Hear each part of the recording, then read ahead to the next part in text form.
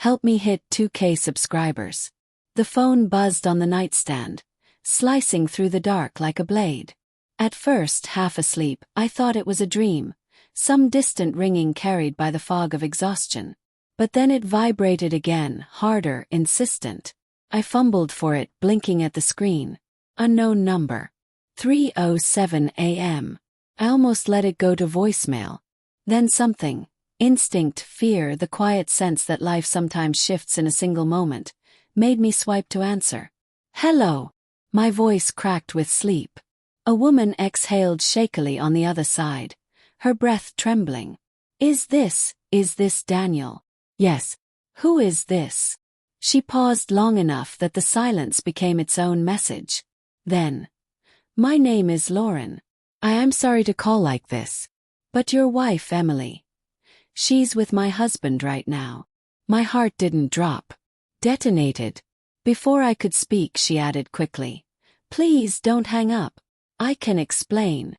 I sat upright in bed, the sheets suddenly suffocating. The room was dark except for the sliver of streetlight catching the edge of our wedding photo on the dresser. Emily's smile, once the warmest place in my world, felt suddenly distant, haunting.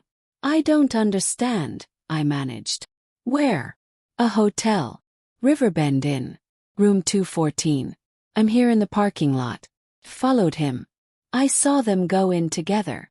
For a long moment, all I heard was my own blood pounding in my ears. My first instinct was disbelief. Not Emily.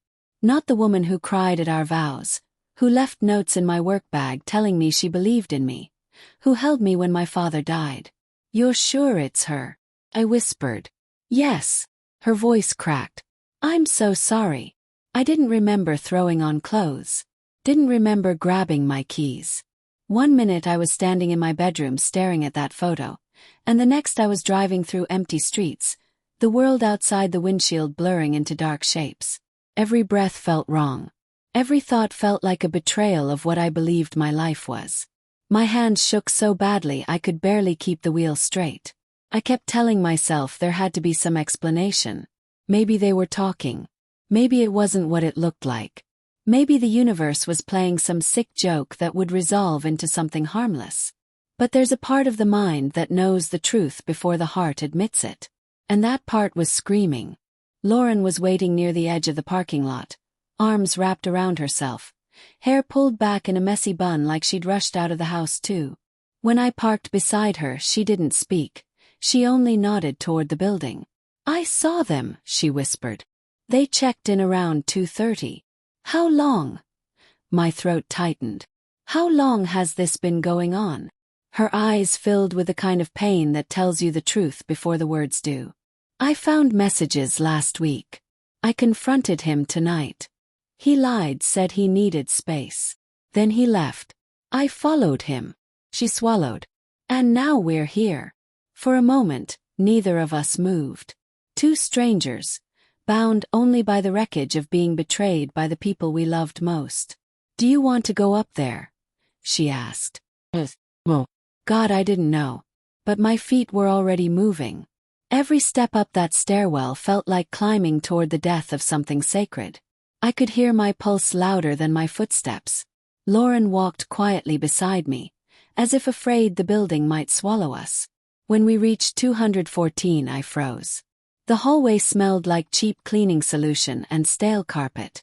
The door in front of me was too ordinary, too simple, to hold the kind of devastation waiting behind it. I lifted my hand to knock. Then I heard it, muffled laughter. Emily's, like, familiar. My heart fractured. Lauren squeezed her eyes shut and leaned against the opposite wall. I can't listen, she whispered. I didn't have to knock. I didn't have to walk in. Everything I needed to know was already ripping through me. But I knocked anyway. The laughter stopped. A shuffle of movement.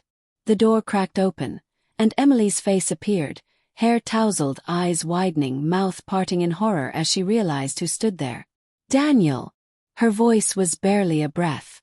What are you doing here? Behind her, I saw a man standing shirtless by the bed, looking just as stunned. Something inside me broke cleanly, like a branch splitting down its center. I could ask you the same, I said, though my voice didn't sound like mine. Her eyes filled instantly, tears swelling like she'd been stabbed. Daniel, I can explain. Please don't, I said. Not now. Lauren stepped forward then, her face pale and hollow. Her husband didn't say a word. No apology. No denial. Just guilt slumped over his shoulders. Emily reached for me, but I stepped back. The look on her face, shock, regret, desperation, should have ignited pity or anger or rage. Instead, I felt nothing but a numbness that terrified me more than pain ever could. I turned away before she could speak again. Lauren followed me without a word. We stood beside my car while the cold early morning air settled around us. Neither of us cried at first. We were too shattered for tears.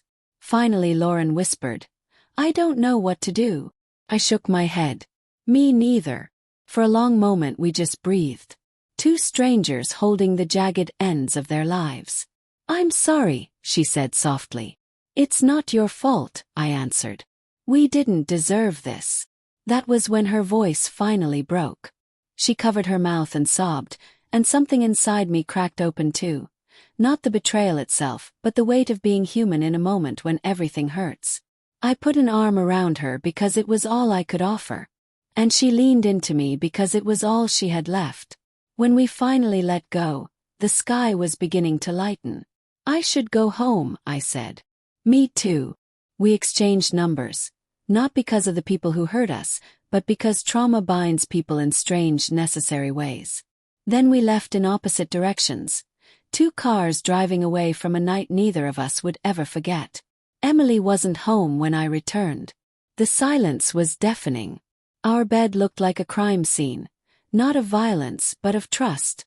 I sat on the edge of the mattress, staring at our wedding photo again. The version of her in that picture felt like a ghost. Or maybe I was the ghost, haunting a life that wasn't mine anymore. The tears finally came then. Hot, uncontrollable, relentless. I buried my face in my hands and cried until breathing hurt. I didn't know what the future looked like. I didn't know what forgiveness meant, or if I was capable of it. I didn't know what would happen when Emily walked through the door. All I knew was that something had ended. Not my life, but the story I thought it was telling.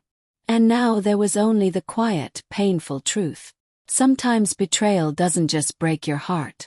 It breaks the version of you that believed it could never happen.